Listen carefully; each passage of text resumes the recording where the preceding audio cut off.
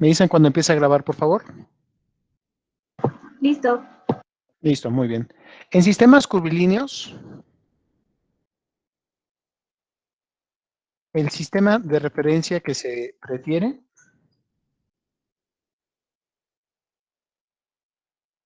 es ¿cuál de los sistemas de referencia utilizaremos? XY horizontal y vertical, X y Y paralelo y perpendicular, tangencial normal o alguno otro. Tangencial normal, profe. Tangencial normal. ¿Tangencial en qué dirección va siempre?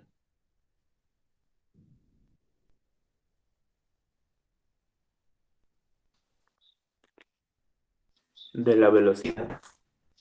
La dirección tangencial siempre va en dirección de la velocidad.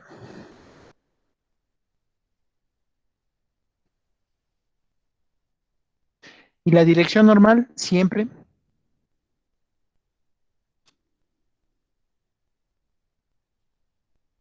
¿hacia dónde se dirige siempre la Hacia el dirección centro de normal? la curva. Hacia el centro de la curva. Muy bien. Con esto hicimos nosotros nuestro desarrollo. Sacamos aceleración tangencial y aceleración normal. Y vivíamos muy contentos con estas dos aceleraciones. Si no me recuerdo, aceleración tangencial dijimos que era el cambio de la rapidez al tiempo. Mientras que la aceleración normal era la rapidez al cuadrado entre radio y curvatura. Volveremos a visitar estas más adelante en el curso, pero con otro maquillaje. Ahorita creo que con este maquillaje queda muy bien. Rapidez al cuadrado entre radio y curvatura. Pero no estamos viendo solamente la parte cinemática, sino ya estamos viendo la parte cinética.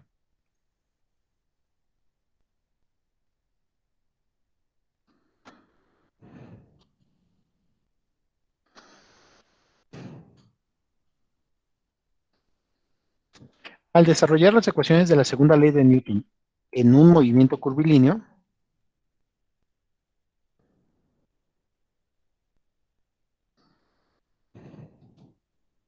se sigue utilizando la misma versión.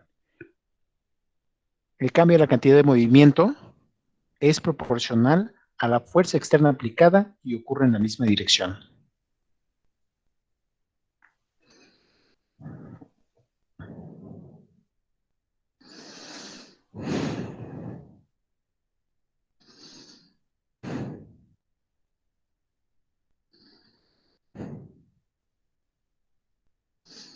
Recordando con mucho cuidado que esta es una ecuación vectorial. Tanto la fuerza como la velocidad, bueno, el movimiento, son vectores.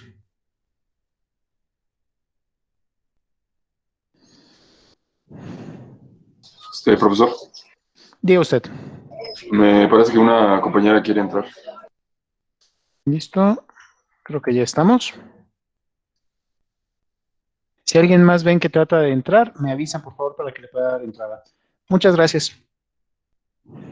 En un movimiento curvilíneo se va a separar a esta ecuación de la segunda ley de Newton en dirección tangencial y normal.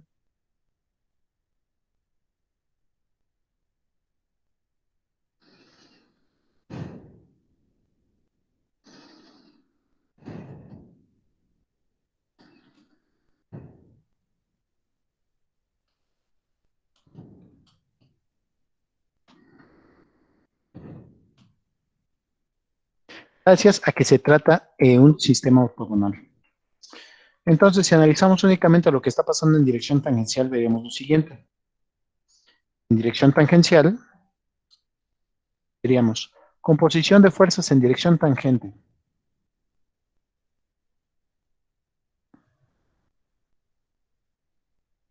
Será igual a masa por aceleración tangencial. Bueno, siempre y cuando la masa sea constante.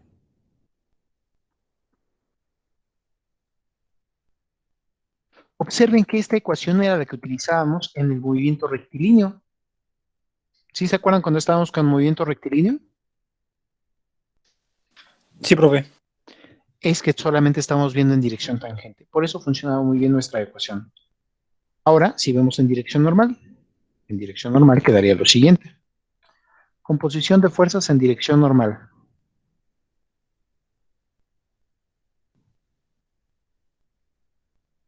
Es igual con la masa constante, masa por aceleración normal.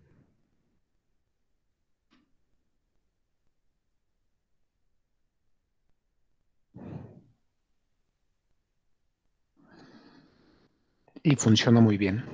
El problema que se llega a encontrar es poder ver cuál es la dirección tangencial y cuál es la dirección normal. Eso es lo que causa mucho problema. Ahora, si ya se trata de un problema en el espacio, nos faltaría una composición de fuerzas más. Esa otra composición de fuerzas sería en dirección binormal. ¿Ya están llevando cálculo vectorial? Ya, profe. Sí, profe. Era P. Se trata de una ρ y es el radio de curvatura. Rapidez al cuadrado entre radio de curvatura. Profe, dice un compañero que está intentando entrar a la reunión. Voy, denme un segundo, por favor. Ya no veo a nadie que esté tratando de entrar. Y por aquí no tengo a nadie más que trate de entrar. Si vuelve a repetir el mensaje por el chat, me avisan para que lo vuelva a revisar. Muchas gracias.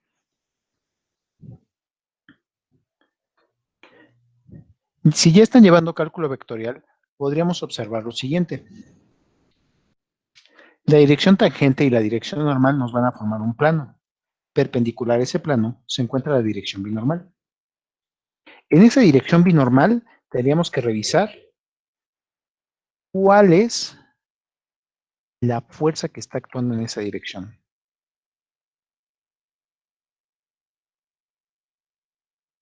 Bueno, seguramente hay más de una fuerza,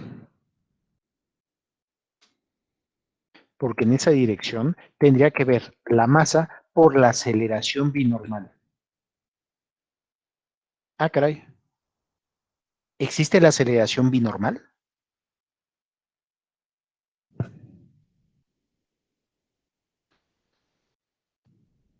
Cuando Según yo, no. derivamos solo encontramos tangencial y normal, y todo esto siempre queda dentro de un plano.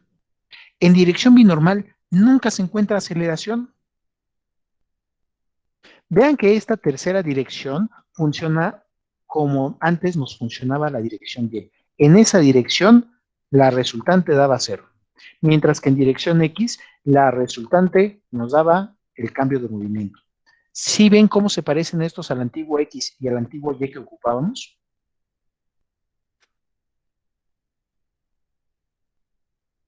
Entonces, con estas tres ecuaciones, podría describir qué es lo que está pasando con el movimiento curvilíneo, ya no solo en el plano, sino también en el espacio.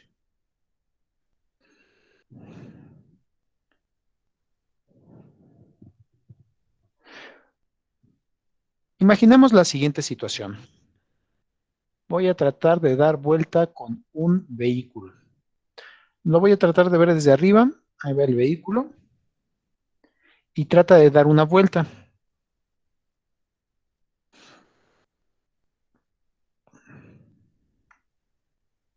Tal vez está tratando de entrar a una calle o está dando una vuelta en 90 grados.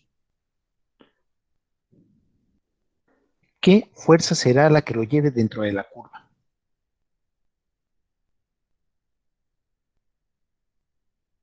La normal. Ah, no. Hagamos el La diagrama de normal. cuerpo libre Sí. para entender qué le está pasando a ese cuerpo. Como está en un movimiento curvilíneo, yo creo que nos va a convenir un sistema tangencial normal para ver qué es lo que está pasando. Dejen escribir el ejercicio. Determine el radio mínimo de curvatura que podría alcanzar un vehículo de 3,000 kilogramos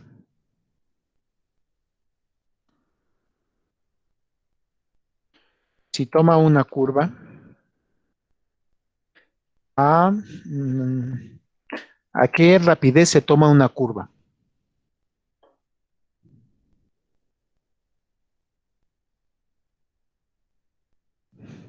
¿En ciudad? En ciudad, Una curva en una esquina cualquiera. Unos 40, ¿no? 30 O kilómetros por 30. hora. Conste, el que dijo 40 kilómetros por hora, ahorita le echamos bronca. 5, ¿no? Así es, 5, ¿no? Mira, alguien dijo 40 y ahorita le echamos bronca al de 40 kilómetros por hora. Determina el radio mínimo Se de voltea. curvatura que podría alcanzar el vehículo de 3,000 kilogramos si toma una curva a 40 kilómetros por hora. Alguien dijo 40 kilómetros por hora, veamos qué pasa. Considere que las llantas y el pavimento tienen un coeficiente de fricción estático de, vamos a poner unas buenas llantas 0.9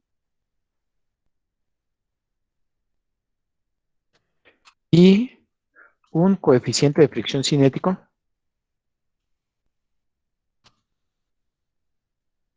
de 0.7.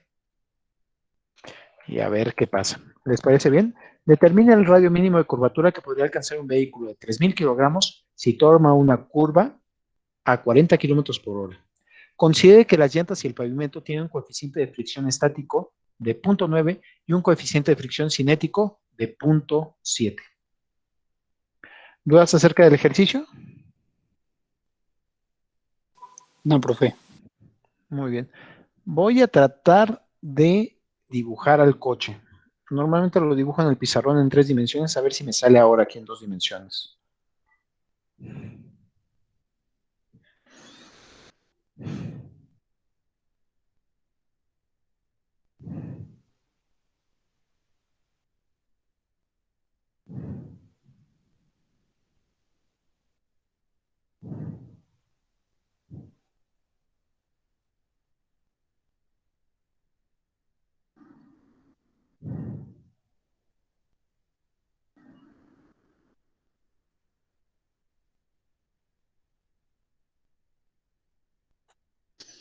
Perdón, mi coche esta vez sí salió muy ladrillo. Se parece a un Chrysler de los 80s. Por cualquier cosa, dejen pongo hacia donde está el frente. Va avanzando hacia adentro del pizarrón.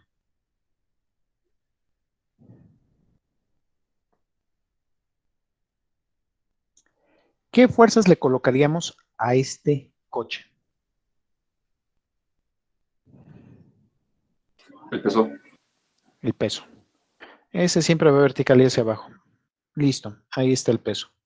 Ahora estoy viendo que ya estamos haciendo un diagrama de cuerpo libre en 3 dimensiones. Voy a tener mucho cuidado cuando trate de hacer las proyecciones para que no me queden mal. El peso. Muy bien, hacia abajo. Como ahora nos dieron la masa, yo creo que lo voy a poner como mg.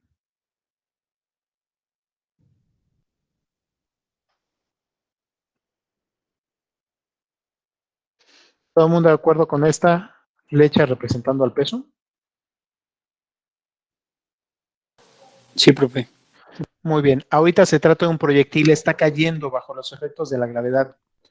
¿Qué otra fuerza está evitando que atraviese el piso? La normal. Normal. En realidad se trata de una normal en cada una de las ruedas. De esas 4 normales, las componemos y encuentro una sola normal. Ya tendría que estar viendo como cuerpo rígido este coche para tratar de ver a cada una de las normales por separado. La normal. Me parece bien. Pero vean que ninguna de estas 2 fuerzas es la que está tratando de meterlo hacia la curva. ¿Qué fuerza lo está tratando de meter hacia la curva? ¿Qué es lo que hacen ustedes para tratar de meter a un coche y que dé una vuelta?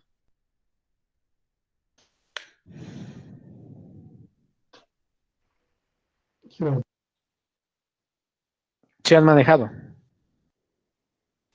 Sí, profe. ¿Qué es lo que hacen para que el coche pueda dar la vuelta? Giramos el volante. Muy bien. Observen qué pasa cuando giran el volante.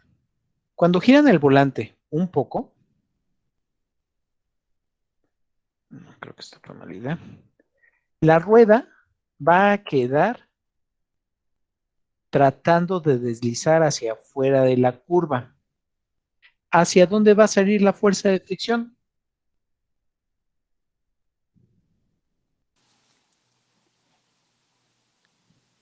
En cuanto giran el volante, giran las ruedas y las ruedas tratan de deslizar hacia afuera de la curva.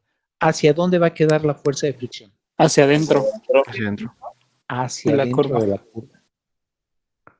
Resulta que es la fuerza de fricción la que los mete a la curva. Las ruedas tratarían de irse hacia adelante, seguirse en camino recto, pero como están deslizando sobre el pavimento hacia afuera de la curva, la fuerza de fricción sale hacia adentro de la curva.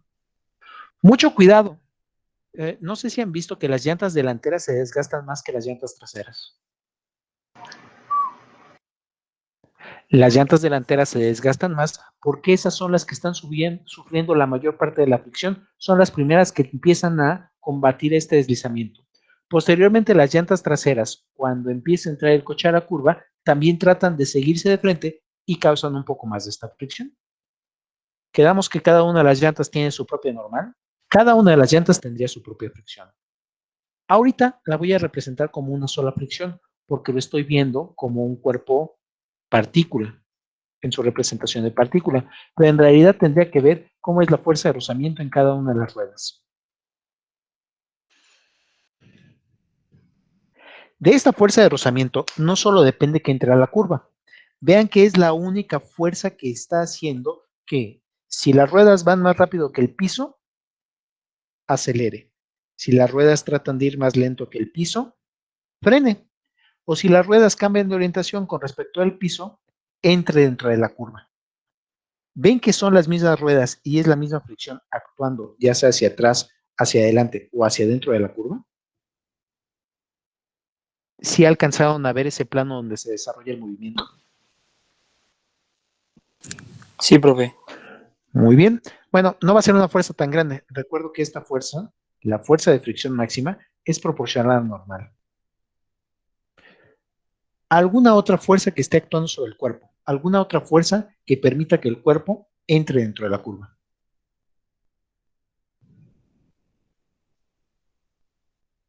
¿Alguien ve alguna otra fuerza?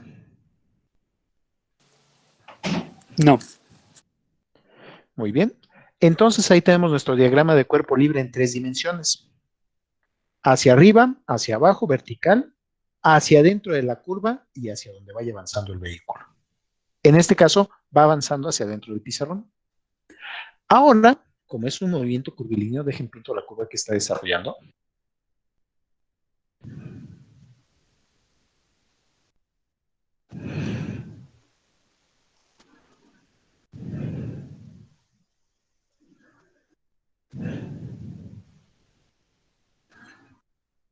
En realidad no tendría que pintarle, en el diagrama de cuerpo libre no va la curva. Ahorita es para que podamos identificar bien cómo va a ir nuestro sistema de referencia. ¿Ya se alcanzó a ver la curva en el plano? Sí. Muy bien. Sí. ¿Hacia dónde va la dirección tangencial? Siempre. Hacia el centro. Paralela a la velocidad. Muy bien. Dirección de la ¿Hacia dónde velocidad. va a ir la velocidad en esta ocasión?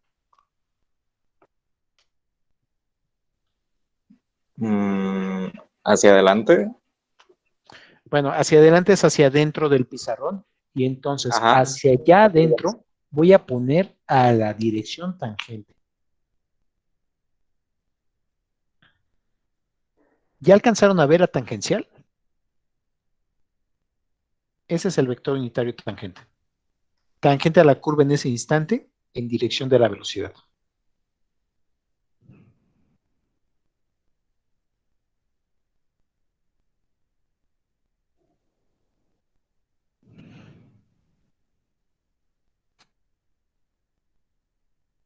¿Hacia dónde queda el centro de la curva?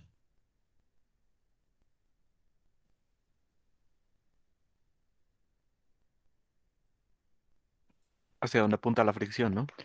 No siempre, si estás frenando o estás acelerando, si estás apretando el freno o el acelerador, no va a quedar hacia esa dirección. Perpendicular a la tangencial. Perpendicular a tangencial y hacia el centro de la curva. Como la curva está en este plano en donde está apoyado el coche, hacia el centro de la curva va a estar apuntando el ¿qué dijimos? ¿Tangencial o normal? Normal. Normal.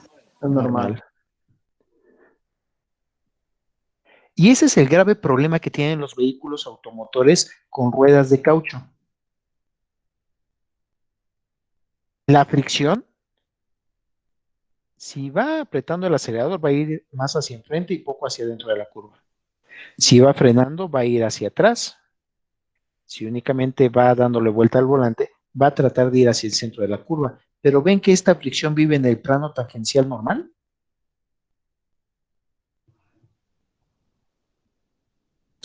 Sí, profe. Muy bien. Vean que con estas dos combinaciones, bueno, más bien con esta combinación de dos vectores forma un subespacio vectorial, es decir, ese plano, y aún así no termino de describir qué está pasando. Y está en 3 dimensiones. Me falta una dirección más. Profe, una pregunta. Diga usted. Entonces, siempre al dar la curva, la fuerza de fricción es paralela al normal. Si no estás frenando ni acelerando, sí.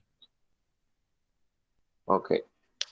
Si empiezas a tratar de apretar el acelerador y que vayan rodando las ruedas más rápido que el piso, ve que entonces las ruedas van a tratar de deslizar hacia atrás respecto del piso.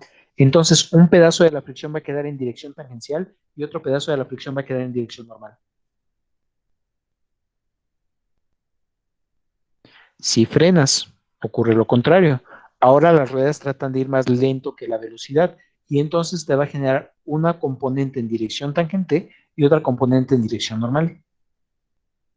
Tendría que descomponer esa fuerza de fricción en estas dos direcciones para ver cuánto le corresponde a una y cuánto le corresponde a otra.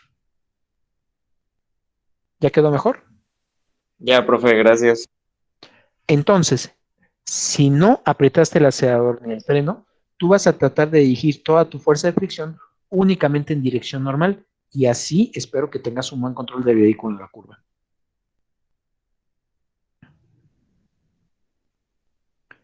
¿Ven que nos falta una tercera dirección para acabar de entender este problema? Porque todavía no sé qué pasa entre el peso y la normal.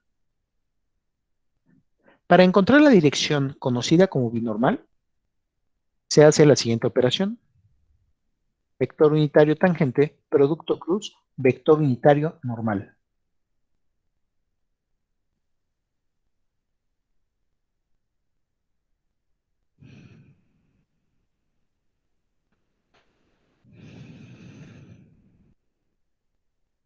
Este va a ser el vector unitario binormal. No sé hacia dónde vaya a quedar. Ahorita me ayudan para ver hacia dónde queda. ¿Sí saben hacer producto cruz con la regla de la mano derecha?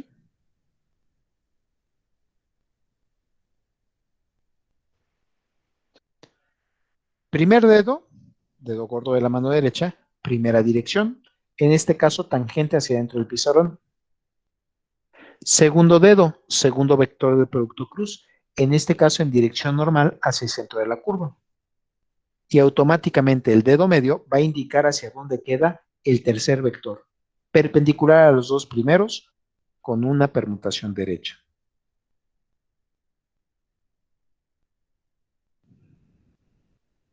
En este caso, como tangencial va hacia adentro y normal va hacia el centro de la curvatura, binormal quedó hacia abajo.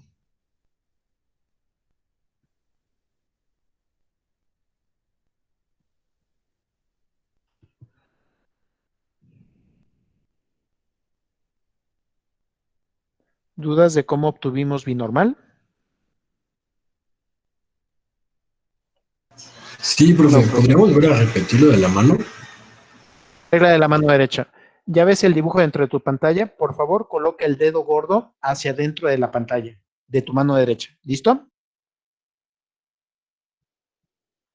Ese es el Sí, primer profe. vector de tu producto cruz. El vector normal, colócalo hacia el centro de la curvatura y ve que con esos dos vectores ya hiciste un plano. Tangencial dedo pulgar, dedo índice, normal. El dedo medio te va a indicar hacia dónde va a quedar la tercera dirección y en este caso quedó viendo hacia abajo. Ese es el vector unitario binormal. Ah, ok, profe. Gracias. Lo podría ver también en un XYZ. Mira que si el X lo pongo hacia la derecha, el Y hacia arriba, ¿hacia dónde queda el vector Z? ¿Ves que queda hacia afuera del pizarrón? Sí, profe. Es lo mismo para tener un triedro en el espacio. Tangencial, normal, binormal. Y con esto, ahora sí ya podemos hacer la composición de fuerzas. ¿Listos? Profe, Mande en usted. este caso, ¿se puede utilizar también el círculo que nos da los vectores tangenciales, el normal o el binormal? No conozco ese círculo. ¿Cuál es, perdón? Es uno que te indica cómo se realiza producto cruz para obtener alguno de ellos. Ah, el de las permutaciones tangencial, normal, binormal, tangencial, normal, binormal. Me parece que es. Sí, sí, es el producto cruz. Correcto. No hay ningún problema si lo puedes utilizar. Ok, gracias. De nada. ¿Podemos continuar? ¿Listos? Sí, profe. Muy bien. Entonces voy con la composición de fuerzas en dirección tangencial. Ven que la única fuerza que podría haber quedado en dirección tangencial es el frenado o la aceleración. No, es que no le debo llamar aceleración. Cuando la rueda trate de ir más rápido que el piso o cuando trate de ir más lento del piso. Es la fricción la que va a estar metiendo esa fuerza. Ahorita para este caso, ¿ven que hay alguna fuerza, alguna composición en dirección tangencial, alguna componente? No, profe. Entonces, una de dos, o no tiene masa, o su cambio de movimiento, su cambio de rapidez es nulo. Eso es lo que está indicando. Cuando nos dicen que tomemos una curva, creo que ya lo habíamos visto hace tiempo cuando empezamos con los sistemas tangenciales y normales. Primera recomendación, no trate de ir ni más rápido ni más lento. Trate de conservar su rapidez. Y aquí está por qué. Para no utilizar ninguna fuerza en dirección tangencial. En dirección normal, ¿qué fuerza es la que está apuntando en dirección normal? La fricción. La fricción. Y el problema es la variabilidad de la fricción. ¿Se acuerdan que en el punto máximo empezaba a variar, tenía un comportamiento no lineal? No sé si me aventaría a que únicamente la fricción fuera la única fuerza que me permitiera dar esa vuelta. Pero ahorita sí. Y entonces, o me dicen la rapidez y me dan el radio de curvatura, o me dan radio de curvatura y les puedo obtener la rapidez a la cual podrá tomar dicha curva. Aún así, nos falta la tercera dirección, la dirección binormal. Y en dirección binormal todavía sobreviven otras dos fuerzas. ¿Qué fuerzas quedan en dirección binormal? El peso y la normal. Muy bien. Peso, positivo o negativo. Positivo. ¿Cómo supiste que era positivo? Por el sistema, bueno, por el vector binormal que apunta hacia Correcto. abajo. Aunque aquí no hay tanto problema que apunte hacia abajo o que apunte hacia arriba, sí viste muy bien los signos, porque binormal en este caso quedó hacia abajo. Así como Y queda perpendicular al movimiento, binormal queda perpendicular al movimiento. Si hubiera sido, este vector hubiera sido X, este vector hubiera sido Y normalmente no veíamos a Z en los movimientos rectilíneos. Uno me dice cómo cambia de orientación y el otro me va a dar 0. Yo creo que esto ya está muerto. Veamos si podemos obtener toda la información de este sistema. Por ejemplo, de la tercera ecuación ya podríamos obtener cuánto vale normal. Directamente el peso.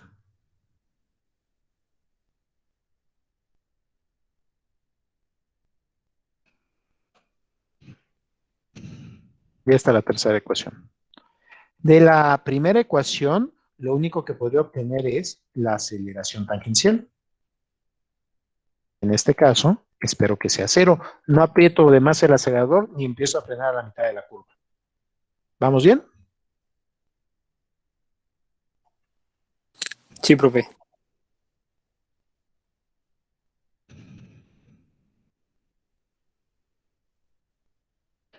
Ahora la que se va a poner interesante es esta tercera ecuación, perdón, segunda ecuación. Tengo la masa, sí. La rapidez, pero ¿me dicen la fricción o me da el radio de curvatura? Creo que primero tendríamos que encontrar cuánto es la fricción que vamos a estar utilizando. ¿Qué fricción querrían ocupar? ¿Cómo quieren manejar? Pues avanzando, La ¿no? cinética, ¿no? La cinética. La cinética, no, espérame, la cinética es cuando hay deslizamiento de las llantas. ¿Quieres ir deslizando las llantas a la mitad de la curva? Es decir, dando un trompo. No. No, ¿verdad que no? ¿O quieres ir con las llantas a punto de deslizar? A punto de deslizar, porque si no, pues sí me iría como trompo. Exactamente. Entonces, la fricción máxima es la que ocuparíamos aquí. En realidad, no les recomendaría de ninguna forma ir a la fricción máxima. Eso es cuando rechinan las llantas. ¿Saben dónde sí se puede haber encontrado este problema? Cuando están dentro de un estacionamiento de un centro comercial, algo así como Oasis o Antenas o ¿cómo se llama este parque Acoxpa? ¿Ven que adentro de los estacionamientos techados tienen cemento pulido en el piso? Sí. Sí. Muy bien. Vayan a más de 10 kilómetros por hora y traten de dar una... No, mejor no vayan a más de 10 kilómetros por hora y traten de dar una vuelta cerrada. En ese momento se desliza el coche. Tan solo al salir de donde estabas estacionado, rechina. Exactamente. Esa es la condición a punto de deslizar. No sé si quisiera manejar así, pero ahorita el problema me está diciendo que me vaya a las condiciones máximas. Para encontrar la fricción máxima, recuerdo que dijimos, era coeficiente de fricción estático, mu subíndice S, por la normal. Y esto ya podemos calcularlo, 0.9 por la normal.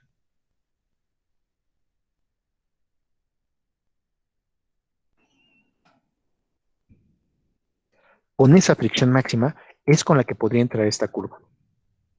Ahora sí, si me dan la rapidez, la masa, la fricción, lo único que tendría que poner sería el radio de curvatura. Despejando el radio de curvatura.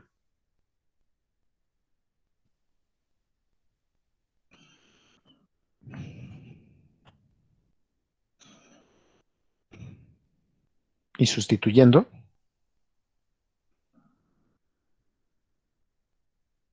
Este punto 9 depende única y exclusivamente del tipo de llantas que tengan. Si tienen llantas muy suaves, mejor coeficiente de fricción. Si tienen llantas muy duras, peor coeficiente de fricción. Ahí es donde sí va a importar cuál fue el tipo de llanta que compraron en este punto 9. El 9.81 o 9.78 para Ciudad Universitaria no creo que le vaya a poder cambiar mucho. Tampoco la masa del vehículo. La rapidez al cuadrado. ¿A qué rapidez iba, perdón? A 40. 40. Ah, error. ¿40 qué? Kilómetros por hora. ¿Lo Cierto. puedo meter así directamente? Se tiene No. que cambiar a metros por segundo. ¿Cuánto es, por favor, si son tan gentiles? 11.11. Y ahora sí, ya podré calcular cuánto es el radio de curvatura mínimo que alcanza a dar este vehículo. Si me ayudan, por favor, con la calculadora.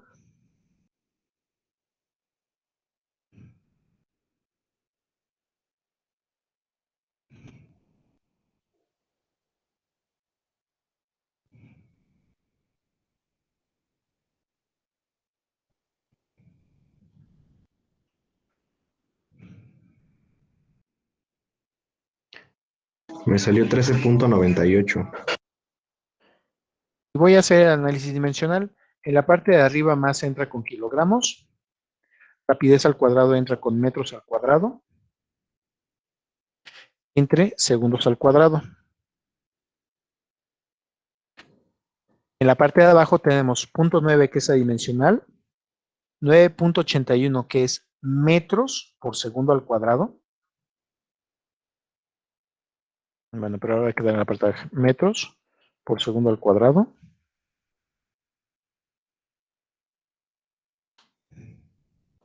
Y kilogramos también queda en la parte de abajo.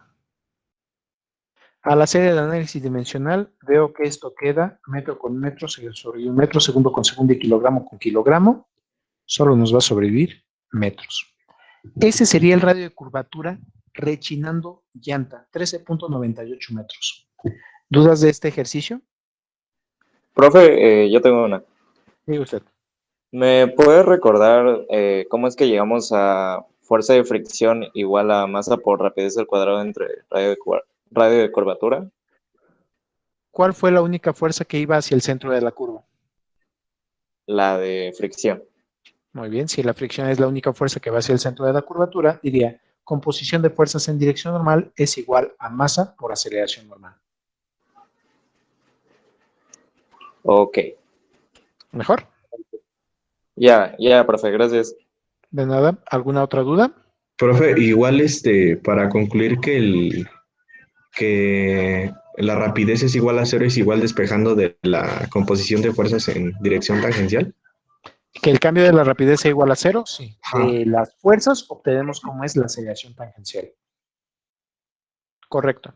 Ajá, lo que está ahí, exactamente lo que tenía. Entonces, está bien, profe, gracias. De nada. Ya si pones un poco de fuerza hacia adelante, un poco de fuerza hacia atrás, que sería quitar parte de esta fricción hacia adelante o hacia atrás y que no fuera en dirección normal, sí podrías hacer eso. ¿Vale? Sí, profe. Muy bien. 13.98 metros suena muy fácil para dar una vuelta. No sé por qué hice esa cara de que no sería posible. Vamos a dar una vuelta. ¿Sí se sigue viendo la pantalla? Sí, profe. Muy bien, entonces me voy a tomar, yo creo que voy a tomar Avenida Revolución y me voy a ir por unos tacos al Borrego Viudo. ¿Están buenos? No, realmente no son buenos, pero bueno, son los que me quedaban de camino. Ahí están, los tacos del Borrego Viudo. Pero entonces voy sobre Avenida Revolución, me estoy pasando de los tacos del Borrego Viudo y tengo que estacionarme, tengo que entrar aquí a la callecita y voy a 40 kilómetros por hora. Entonces voy a tratar de dar la vuelta desde este carril, digamos que soy el coche azul, y voy a tratar de dar una vuelta con el radio de curvatura que me están pidiendo. ¿Cuánto dijimos que era el radio de curvatura? Pongamos que 14. 14, muy bien.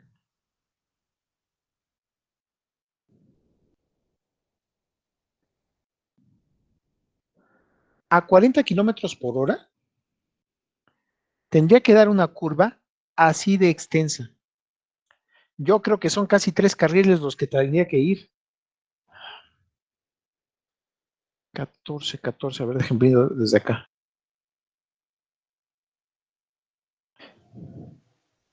No creo que sea tan fácil dar esa curva, ¿eh?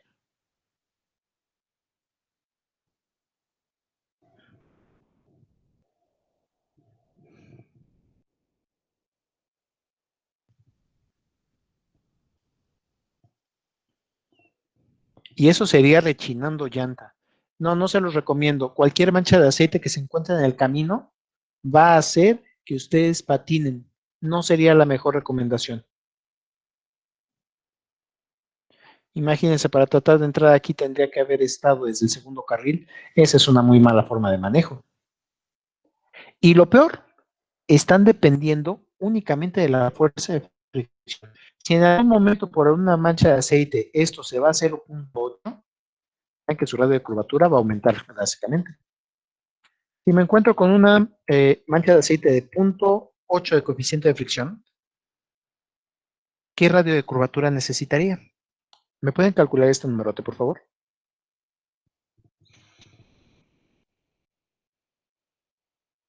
$15.72.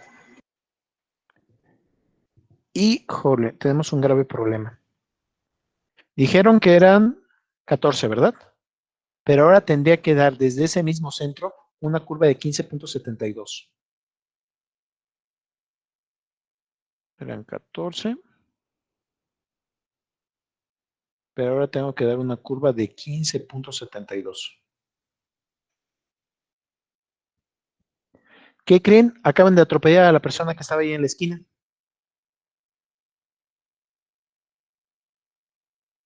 solamente por encontrarse un pequeño charco de aceite. No creo que sea la mejor forma de manejar. Ahora, observando la ecuación, cuando todavía no sustituyamos valores, ¿qué sería lo más fácil de cambiar para poder dar radios de curvatura más amplios o más pequeños? La velocidad, No, ahorita está. rapidez. La rapidez. Simplemente con bajar ligeramente la rapidez, esto va a caer en forma cuadrática. Vamos a tener radios de curvatura aún menores. No hagan maniobras a alta velocidad. Están dependiendo únicamente de la fricción y con algún pequeño cambio de la fricción, quién sabe dónde terminen. Pero aún si empieza a patinar el vehículo, pero aún ahí tendría que ponerle el coeficiente de fricción de 0.7. Con 0.7, ¿qué radio de curvatura da, perdón?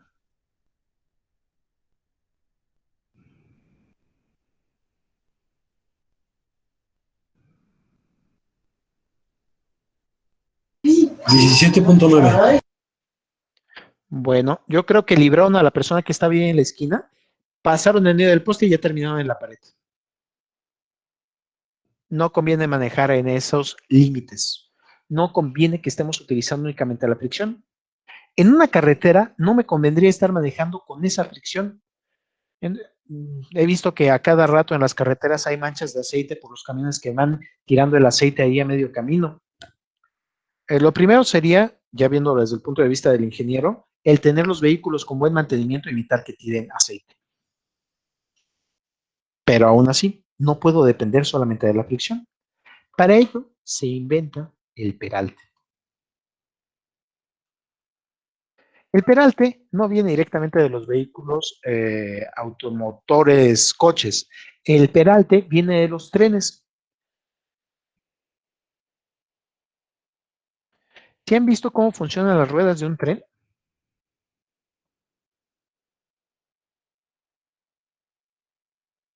Voy a tratar de dibujar. No, profe, la verdad. Muy bien, la siguiente vez que se suban al metro línea 12 sin caerse dentro del riel, sin caerse dentro de la vía de rodamiento, por favor, traten de observar cómo son esas ruedas. Y verán que las ruedas de tren tienen una ceja, una pista de rodamiento, y ahí adentro están unidas a un eje. Ya sea que sea un eje de tracción, el cual va conectado con el motor, o que sea un eje de libre rodamiento, el que va simplemente para que vaya apoyando la rueda. ¿Ya se imaginaron las ruedas de tren con este dibujo?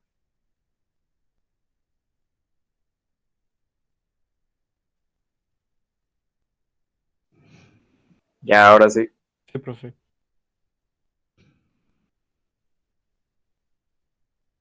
Mejor dejen hasta pongo una imagen.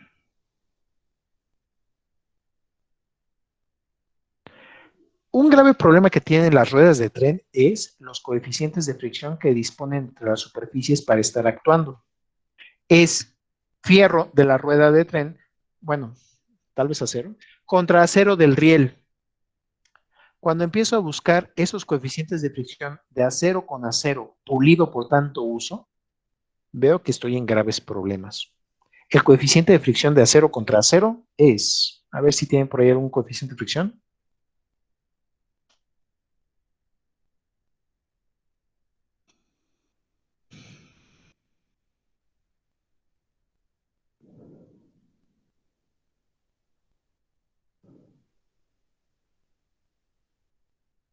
Acero contra acero. Si lo alcanzan a ver, me dicen. Aquí está. Estamos fritos. Es muy bajo el coeficiente de fricción. Es muy sencillo hacer que una rueda deslice en estas condiciones.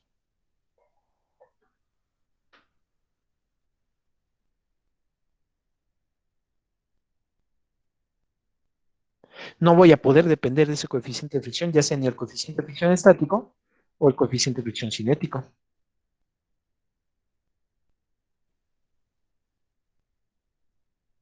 ¿Ven que estamos en problemas? Si alguien trata de dar alguna curva, no va a ser por la fricción que exista sobre la pista de rodamiento, va a ser por las fuerzas que ejerza el riel sobre la ceja. La ceja es ese pedacito de la rueda que queda al lado del riel. ¿Sí se alcanza a ver esa ceja? Sí, profe. Muy bien, creo que en este viene está marcado con el número 1. La ceja, la pista, el riel. Entonces, las fuerzas que puede estar ejerciendo el riel sobre la ceja serían las siguientes.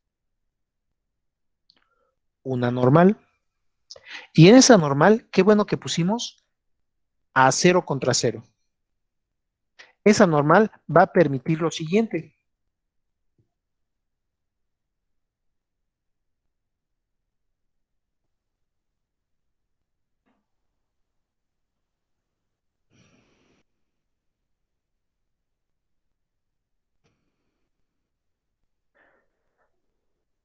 Esta es la que está deteniendo al tren. Déjenla un poquito para atrás, principio de transmisibilidad. La única fuerza que podría meter al tren hacia dentro de una curva sería otra normal, y sería la normal que estaría ejerciendo el riel en su cara lateral sobre la ceja. ¿Sí se entendió esta parte? Sí, profe. Muy bien, ahora voy a dibujar el riel. En el riel pasa lo mismo. La normal que está de un lado, ley de acción y reacción, está apoyando el otro lado. Misma magnitud, misma dirección, pero sentido contrario. Es esta normal. Mientras tanto, la fuerza sobre la ceja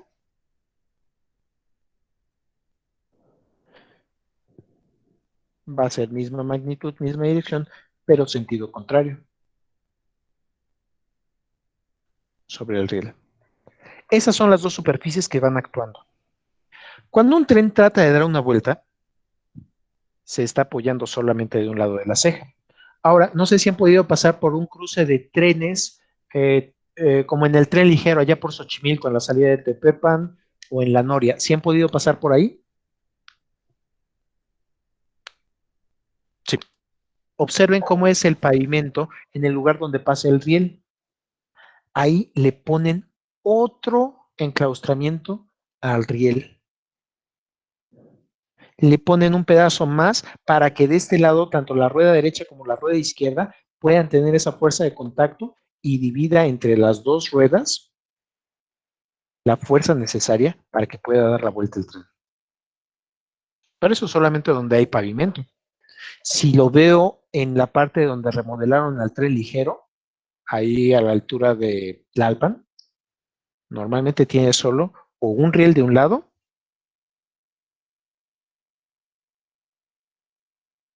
o el otro riel del otro lado. Solo uno de los lados estaría actuando sobre la rueda del tren. Es mucha fuerza para tan pequeña área. Seguramente ahí se rompen las ruedas. Vean que no puedo depender de esta fuerza sobre la ceja. Haciendo el diagrama de cuerpo libre de un vagón de un tren. Un tren cualquiera ya puede ser el metro, puede ser un tren de carga, simplemente algo que tenga estas ruedas metálicas sobre rieles metálicos.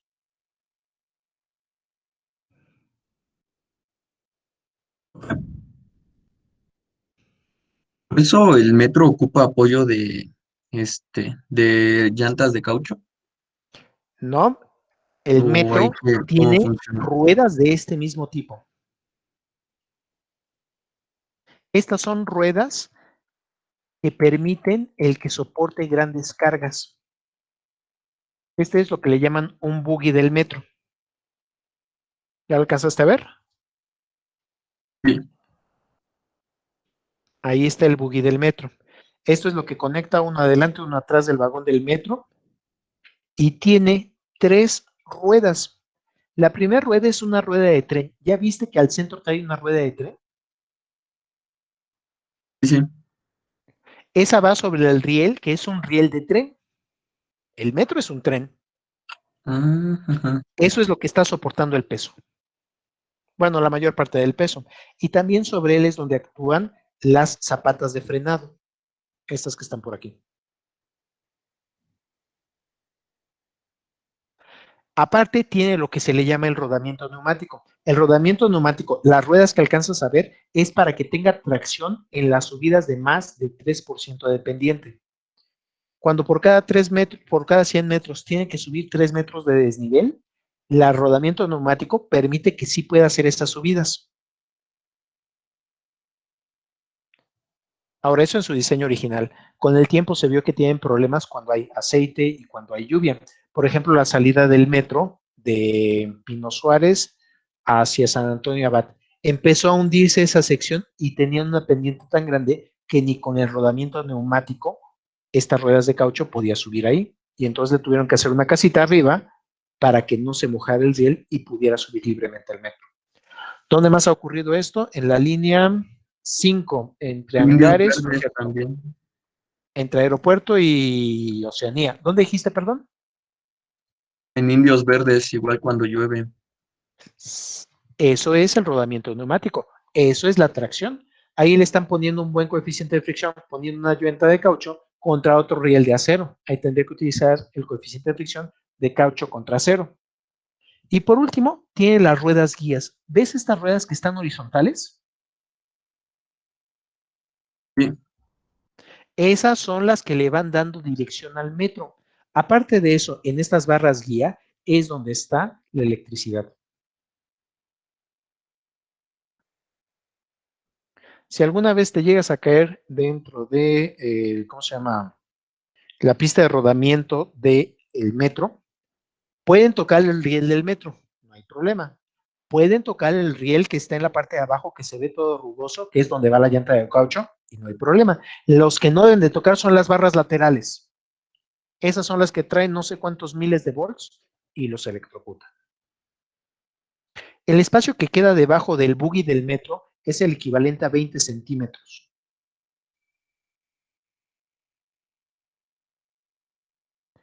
En estaciones modernas, estaciones de la línea 9, ven que en las estaciones donde ya va pasando el tren al centro trae una trinchera, por si alguien se cae, se meta a esa trinchera y no se muera.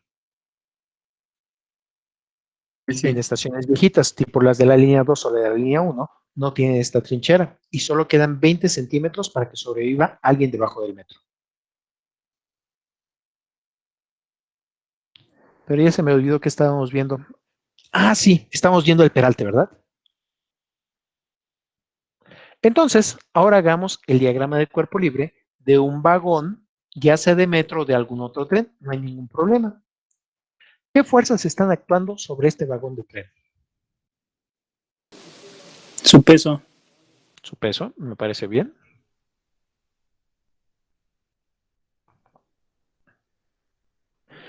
¿Qué otra fuerza?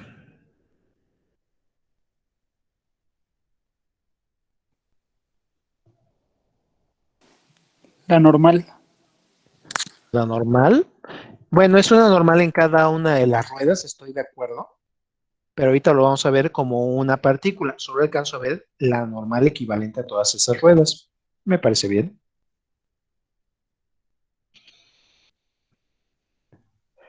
¿Qué otra fuerza?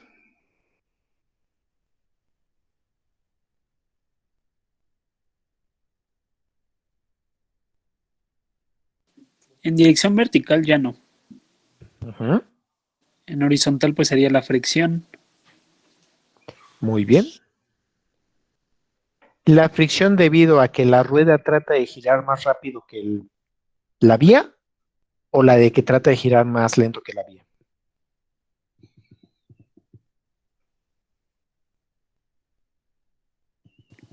¿Ven que sí hay una fricción, pero eso es debido a que la rueda trata de girar más rápido o más lento que la vía?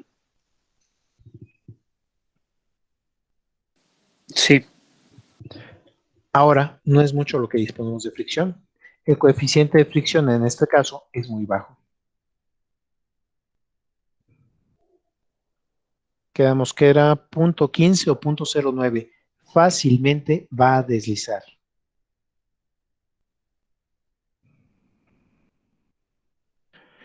¿Quién lo mete hacia la curva? . . . . . . . . . . . . . . . . . . . . . . . . . . . . . . . . . . . . . . . . . . . . . . . . . . . . . . . . . . . .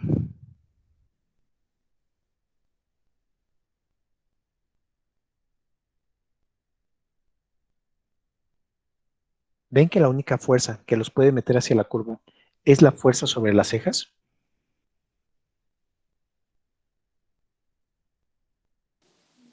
Sí, y es muy pequeña, ¿no? No sé qué tanto dispongan, por suerte los dos cuerpos son de acero, pero imagínate que de repente rompes esa ceja o que se brinca por encima del riel. Yo no creo que pueda estar metiendo mucha magnitud de fuerza a esa ceja. No es la fricción, pero es la fuerza sobre la ceja.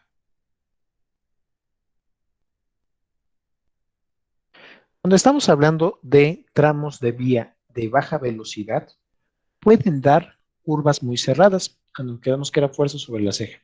Listo. Hagamos el sistema de referencia, pongamos el sistema de referencia apropiado para este cuerpo pedazo de tren. ¿Hacia dónde pondrían la dirección tangente?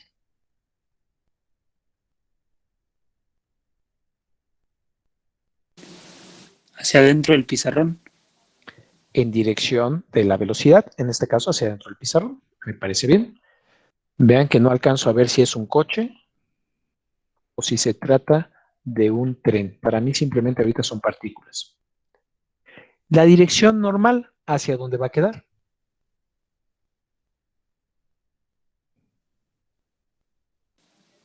En la fuerza de la ceja, en dirección de la fuerza de la ceja. Perpendicular a la vía y debida a la fuerza de la ceja. Pues tampoco puedo dar curvas tan cerradas, ¿eh? La dirección binormal, perpendicular a estas dos. Otra vez digo, tangencial primer vector, normal segundo vector, binormal tercer vector, quedando perpendicular a los dos anteriores.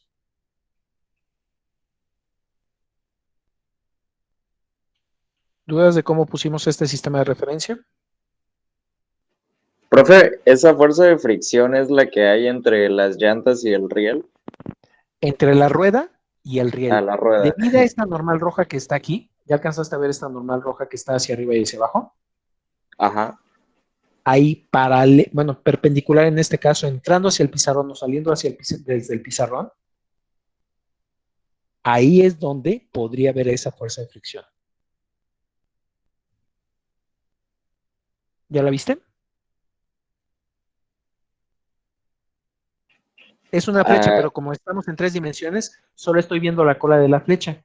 Esta es su representación en 3 dimensiones. Esta es esta en 3 dimensiones. ¿Sí quedó mejor? Ok, sí, profe, gracias. De nada. ¿Dudas del sistema de referencia de qué fuerza va en cada dirección? Yo sí, profe, salí tantito por el internet. Ajá. ¿Por qué la dirección, la dirección tangencial está a favor, en dirección de la fricción? No tendría que Eso ser. sería para la locomotora. Imagínate que la locomotora trata de dar vueltas más rápido la rueda que el riel.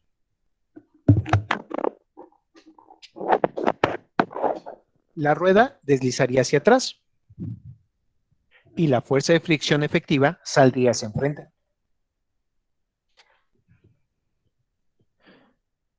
Ahora, si estuviera frenando, si las ruedas trataran de ir más lento que el piso, entonces ahí la fuerza de fricción iría hacia atrás. ¿Mejor? Sí, profe. ¿Más dudas acerca del diagrama de cuerpo libre?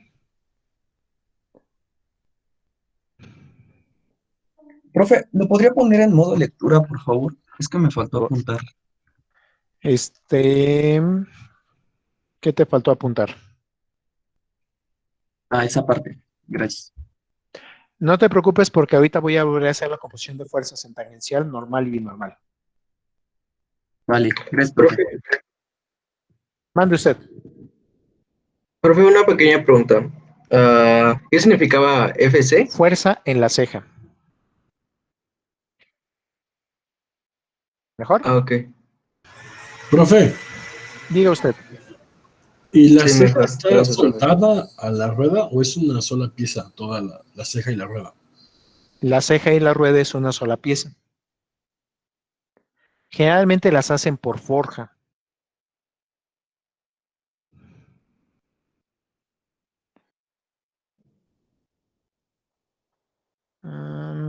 Aquí está. Siguen viendo mi pantalla, ¿verdad? Sí, profe. Ay, ya va a comprar llantas, profe. ¿Mandé? Ah, no, miren, Alibaba no sé de qué hacer, o sea, pero es una sola pieza. Lo que sí llega a ser distinto es que el centro de la pieza y el rodamiento externo, aquí llegan a meterle algún polímero para tratar de ponerle alguna amortiguación. Pero si no, sería un pedazo de acero simplemente. ¿Mejor? Sí, profe, gracias. De nada. Lo que sí estoy temiendo es que la ceja es muy pequeña. No sé qué tanta fuerza le vaya a poder colocar ahí encima. Al hacer la composición de fuerzas en dirección tangencial y normal, quedaría lo siguiente. Ahora en dirección tangencial sí tenemos una fuerza. ¿Cuál es?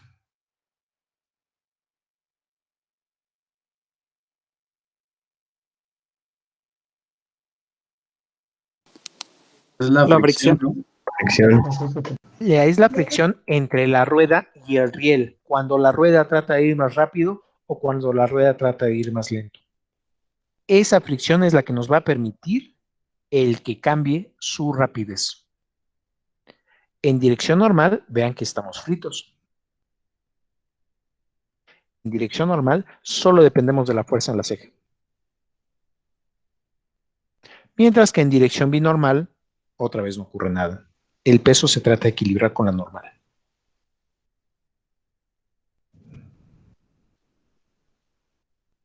¿Sí se entendió qué pasó?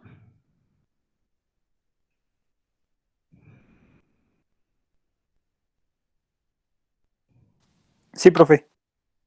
¿Dudas?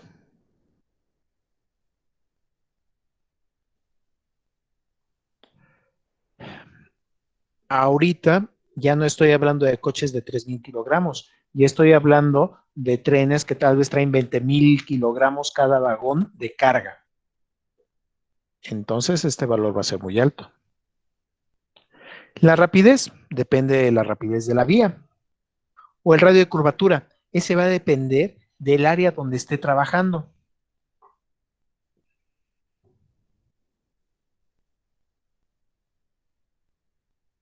Dejen, voy a buscar a los trenes de la Ciudad de México.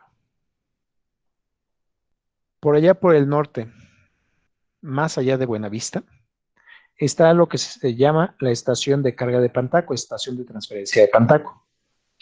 Ahí es donde llega el tren de carga, todavía existe el tren de carga en la Ciudad de México, y descarga, y ahí ya se cambia a lo que son camiones normales. Ahí es a donde llegan los contenedores. La estación de transferencia de Pantaco. Aquí enfrente venden en el mercado de Pantaco, venden unas birrias buenísimas. Ah, pero no estábamos viendo las birrias. Nosotros estábamos viendo las curvas dentro de estos rieles. ¿Ya alcanzaron a ver el riel? ¿Mande, perdón? ¿Cómo se llama el restaurante? ¿Cómo se llama el restaurante, profe? Es dentro del mercado de Pantaco. No recuerdo cómo se llama el restaurante. Es el primer local entrando. Ah, perfecto. Vale. Y entonces, aquí podría medir el radio de curvatura de una de estas curvas. Tienen radios de curvatura amplios y tienen estos radios de curvatura amplios para que las fuerzas, si el radio de curvatura es muy grande, aunque sea mucha masa, la fuerza sobre la sea mínima. Esto implica que cuando se hace un trazo de un tren, necesito radios de curvatura muy amplios. Profe, Ahora, también hay zonas donde hay radios de curvatura muy pequeños. Esto es al norte pasando Ferrería y ahí es donde está el estacionamiento. Ahí tengo radios de curvatura menores. profe, si el coeficiente de fricción entre acero y acero es tan pequeño, ¿por qué usar acero para las ruedas y los rieles? Porque duran mucho. Y entonces, ¿cómo se mueven si es tan pequeña la fricción? Poniéndoles mucha normal. Las locomotoras por eso tienen que ser muy pesadas. En el tren del metro, ahí en lugar de tener una locomotora muy pesada al frente, lo que hacen es utilizan el peso de todo el tren y resulta que en el metro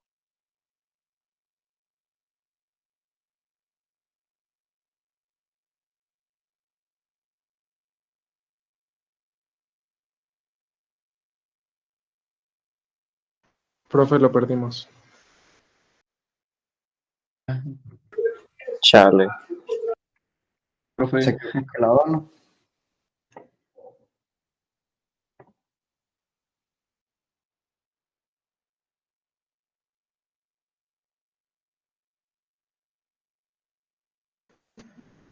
Sí, perdimos al profe.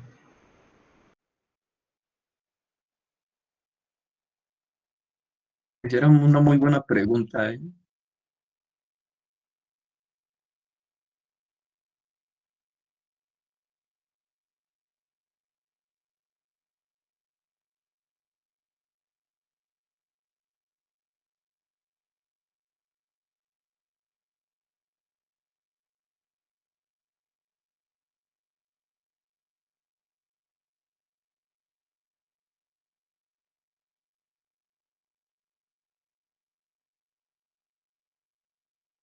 ¿Cómo van de exámenes, chavos? Mal. Mal, está feo, está feo. Mal. Ahí sonriéndole a la vida. Todavía tenemos para dar de baja. Me llegan como 10 correos al día. Solicito especial de baja. Son las señales. Aviso de la facultad. Pero aparte es bien triste porque te llegan correos de... todavía puedes ser aspirante a la beca de la tablet y luego te llega el de la baja. Bueno, ¿ya me escuchan? Ya, profe. Ya, profe. Perdón, Ya, profe. perdón. Problemas del internet todavía. No se den de baja, todavía la alcanzamos a librar. Eso espero. Esperemos, también. profe, esperemos. No creo. Espero que sí. Yo creo que vamos bien. ¿Qué les estaba diciendo? Ah, sí, metro. Perdón. Metros neumáticos, convoys. De Ahora, la si algún pregunta día pueden esencial. volver a subirse al metro, por aquí en la parte de atrás van a ver que tiene una cierta nomenclatura. Obsérvenlo un día y van a ver que los vagones que van al frente traen una nomenclatura que me dice son vagones motrices y con cabina. Luego hay otros que tienen una R que simplemente son los de remolque o de arrastre. Y luego vienen otros que vienen con una M, motrices. Y resulta que solo los vagones motrices son los que están empujando. Miren, esta persona está viendo claramente. ¿Ya se alcanza a ver la pantalla? No, profe, vemos el Word. Voy.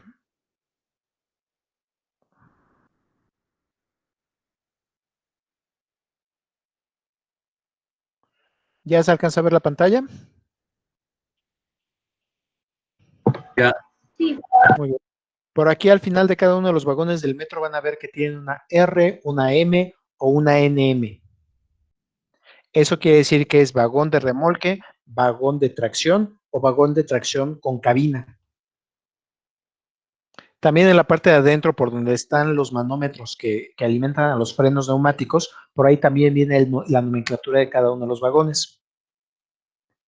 Y entonces podrán ver que ahí el peso de cada vagón apoya sobre las ruedas y esas ruedas son las que van a permitir que tenga fricción. Por eso los metros urbanos se prefiere que tengan ruedas neumáticas, ruedas de caucho para que tengan mejor tracción, para que puedan dar vueltas más cerradas y tener mejores inclinaciones hacia arriba y hacia abajo. A diferencia de un tren suburbano.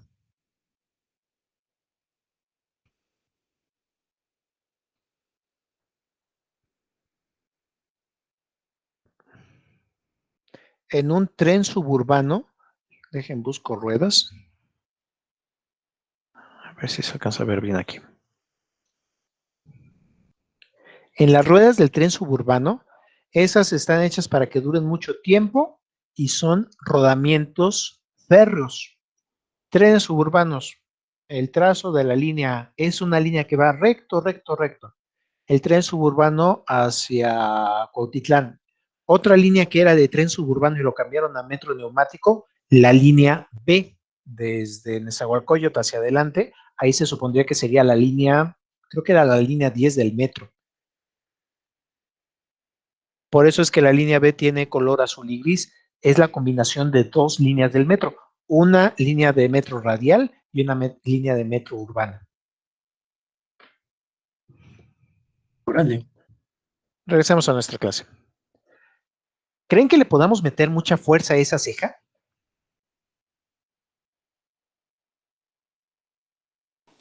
No, profe, lo dudo.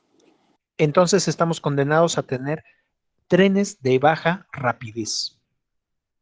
O le aumento mucho el radio de curvatura, que es lo que hacen con los trenes de alta velocidad. Déjenme, voy por acá, Tlalnepantla. O le aumento mucho el radio de curvatura. Aquí ya está en un radio de curvatura como de 330 metros, por ahí más o menos. O le bajo la rapidez. Si le aumento mucho el radio de curvatura, tendría entonces, híjole, grandes curvas, largas, largas, largas, y no sé si alguna vez puedan tomar el tren suburbano, la curva que está pasando Tlalnepantla, entre San Rafael y Tlalnepantla, es esas curvas largas, largas, largas, largas, largas, para que tenga baja fuerza sobre la ceja.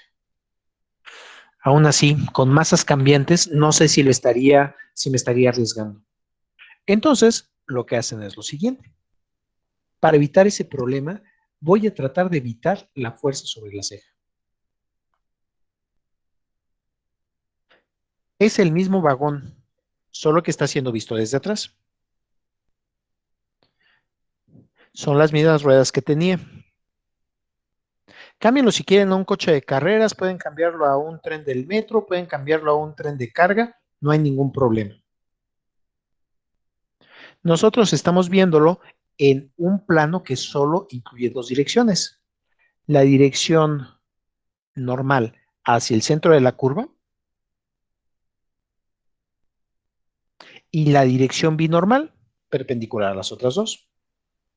¿Hacia dónde quedó tangencial? Hacia dentro del pizarrón. Hacia el fondo, ¿no? Hacia el fondo del pizarrón, correcto. Hacia allá adentro está tangencial, normal y binormal. ¿Sí se alcanza a entender este triedro, aunque quedó aplanado en esta ocasión? Normal hacia el centro de la curva, binormal perpendicular a los otros dos y tangencial hacia adentro. Estamos viendo la cola de la flecha de tangencial.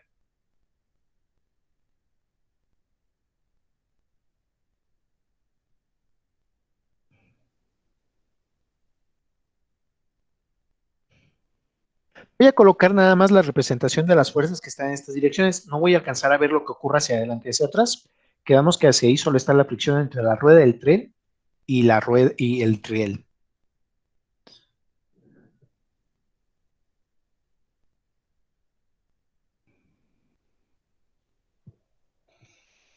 Y lo que hacen es una trampa. Lo que hacen es inclinar al tren. Le dan un cierto peralte. Peralte, si lo busco en el diccionario, me dicen que es lo que se alza el galibó de la vía, el ancho de la vía. Y lo que hacemos realmente es inclinar ligeramente la vía del tren. Otro lugar donde utilizan la palabra peralte es en las escaleras. La altura de cada escalón se le llama también peralte. Y entonces lo que hacen es inclinar la vía. Imagínense un camión, imagínense un coche, imagínense un tren, cualquiera de estos vehículos analizado como partícula, simplemente que incline el camino. ¿Listo? ¿Sí se entendió este peralte? Sí, profe. Muy bien. Nosotros no vamos a medir el peralte. Eso lo podré medir cuando ya esté haciendo una vía terrestre. Para los geofísicos, para los civiles, ellos sí tendrán que medir los peraltes. Nosotros lo que vamos a utilizar va a ser el ángulo de peralte. El ángulo entre el horizontal y esta línea que acabamos de encontrar. Ángulo de peralte.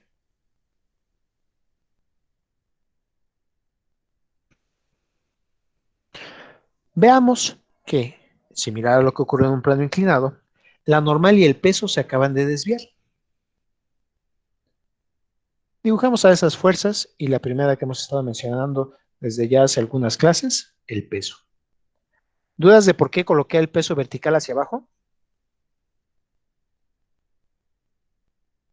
No, profe. Muy bien. Ahora voy con la normal. La normal es perpendicular, en este caso a la vía, a cada uno de los puntos donde esté tocando la vía. Pero como no alcanzo a ver a cada uno de los puntos donde esté tocando la vía, solamente la voy a poner perpendicular a la superficie de rodamiento. ¿Dudas acerca de la normal?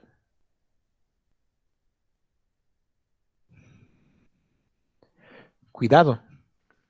La normal tiene que combatir no solo el peso. Hay una parte que está empujando al cuerpo hacia dentro de la curva. Y entre estos dos, entre la normal y el peso, es donde se vuelve a repetir este ángulo de Peralta.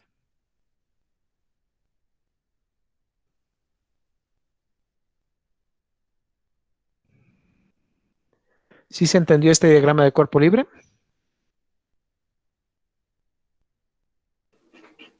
Profe, entonces, ¿el peralte es en sí la inclinación o cómo lo definiría usted? Esta que está aquí, la altura que tiene la inclinación, es el peralte.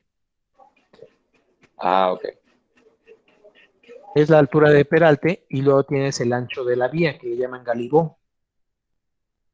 Y con una relación entre cateto opuesto e hipotenusa, podrías encontrar cuál es el ángulo.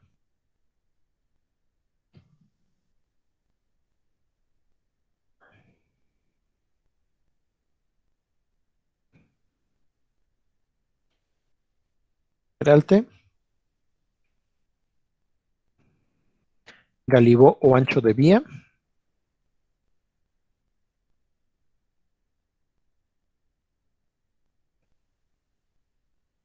Si no mal recuerdo si va con acento galibó.